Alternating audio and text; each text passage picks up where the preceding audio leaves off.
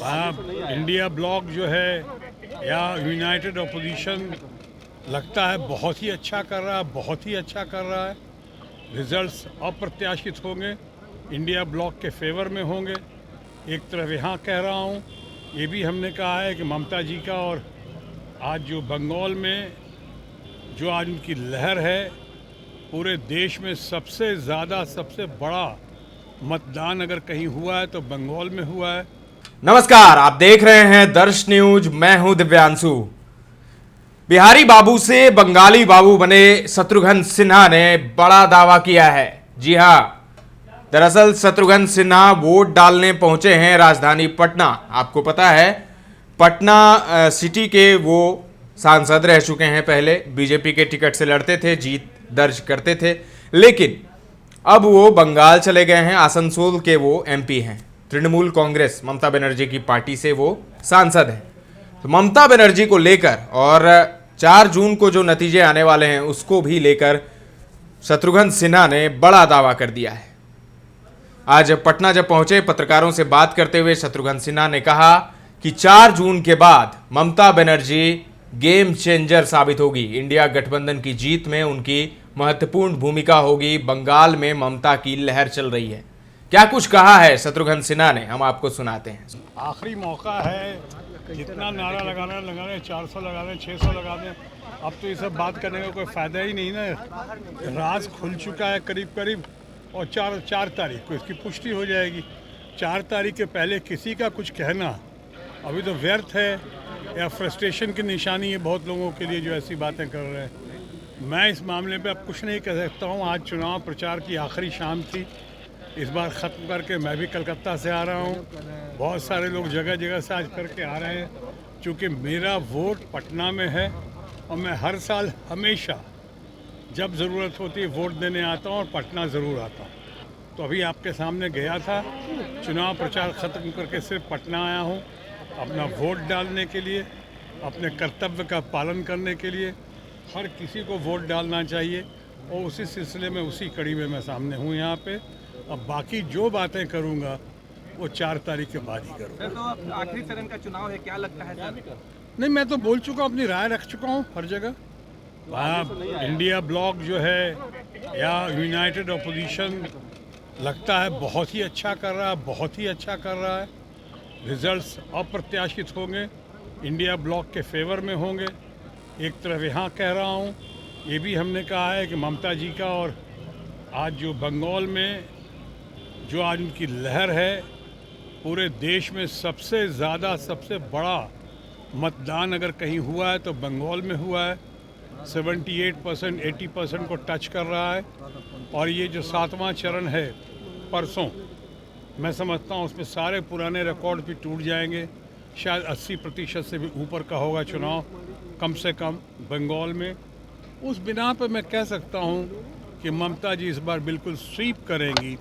और इस चुनाव के बाद जो केंद्र का चुनाव है, इंडिया ब्लॉक की मैसिव विक्ट्री के बाद मुझे पूरा विश्वास है कि ममता जी एक गेम चेंजर बनकर सामने उभर कर आएंगी। सर, इंडिया करे कि बंगाल में भी इस पर 0 पर आउट हो जाएंगे? भाई वो कुछ भी कह सकते हैं, उनको तो अभी कहने के अलावा कुछ है नहीं, किया तो कुछ है नहीं उन लोगों ने। अनफॉर्चुनेटली इतना मौका मिला, वो प्राइस राइज पे बात नहीं करते हैं, बेरोज़गारी पे बात नहीं करते हैं, डॉलर पेट्रोल की कीमत जो आसमान को छू रही है उस पर बात नहीं करते हैं, रुपए की कीमत इतनी गिर गई है उस पर बात नहीं करते हैं। किसानों को कहा था उन्होंने 2022 तक कि आमदनी डबल हो जाएगी, वो नहीं कर पाए। सिंगल आमदनी के भी लाले पड़े में, उस पर बात नहीं कर रहे हैं। लोगों को आवास देने की बात की थी, वो नहीं हुआ। सारी गारंटी फेल हो गई। तो हम नई गारंटी लेकर आए हैं सामने, जिस पे आज कोई विश्वास नहीं कर रहा है। इसलिए कि मेरे मित्र जो है आज भारतीय जनता पार्टी और एनडीए की, वो अपनी पूरी विश्वसनीयता खो चुके हैं, क्रेडिबिलिटी खो चुके हैं। तो लोग कोई विश्वास नहीं कर रहा। पुरानी एक गारंटी पूरी हुई नहीं, और नई गारंटी लेकर आप सामने आ रहे हैं, किसको मूर्ख बनाने की कोशिश कर रहे हैं। तो ये लोग देख रहे थे, इसलिए अब उनके पास जब करने को कुछ नहीं बचा है तो कहने को कहे जा रहे हैं। और ख़ासकर अब की घड़ी में वो लोगों को भ्रमित करने की कोशिश कर रहे हैं। कुछ उनकी कथनी और करनी में बहुत अंतर है। और ये साफ दिखाई पड़ रहा है। और मुझे लगता है इसका खामियाजा जो है, इसका नतीजा जो है उनको भुगतना पड़ेगा 4 तारीख को। कन्याकुमारी जा रहे हैं ध्यान करने के लिए।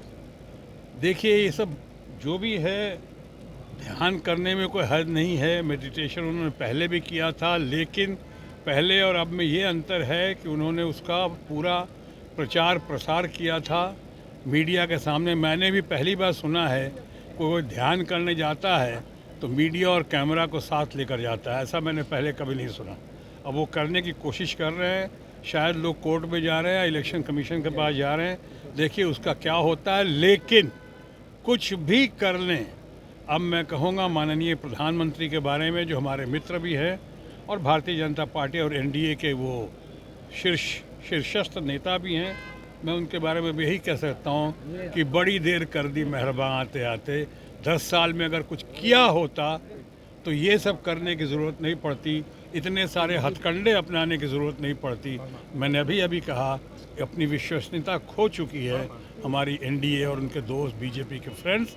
सो अब बहुत देर हो चुकी है, 4 को नतीजे सामने आए। बिहार में तेजस्वी क्या जिस तरह से 291 सभा की है, 251, क्या लगता है 40 सीट पर कितना रंग दिखाएगा तेजस्वी का, या 251? नहीं, तेजस्वी से लोगों को बहुत उम्मीदें हैं। तेजस्वी बहुत अच्छा कर रहे हैं और तेजस्वी ने जो काम किया है मैं समझता हूँ उसका बहुत अच्छा परिणाम मिलेगा। आज युवा पीढ़ी या बाकी लोगों को तेजस्वी के ऊपर बहुत भरोसा है और मैं समझता हूँ कि सो बहुत अच्छा परिणाम हासिल करेंगे वो। पटना साहिब से फिर से एक बार रविशंकर प्रसाद है जी, पटना साहिब से रविशंकर प्रसाद। अब देखिए चुनाव प्रचार की शाम खत्म हो चुकी है। अब सबको हमारी शुभकामना और शुभाशीष है। धन्यवाद। तो सुना आपने, पटना सिटी के पूर्व सांसद शत्रुघ्न सिन्हा को दावा कर रहे हैं जीत का, इंडिया गठबंधन की जीत का दावा कर रहे हैं। साथ ही बीजेपी मतलब केंद्र की बीजेपी सरकार पर जमकर उन्होंने हमला बोला है, निशाना साधा है। अब देखिए क्या होता है। 1 जून को लास्ट फेज की वोटिंग है और 4 जून को नतीजे आ जाएंगे। तब पता चलेगा कि पीएम मोदी हैट्रिक लगाते हैं या फिर इंडिया गठबंधन बाजी मार लेगी। फिलहाल के लिए इतना ही। तमाम अपडेट्स देते रहेंगे, बने रहें दर्श न्यूज के साथ।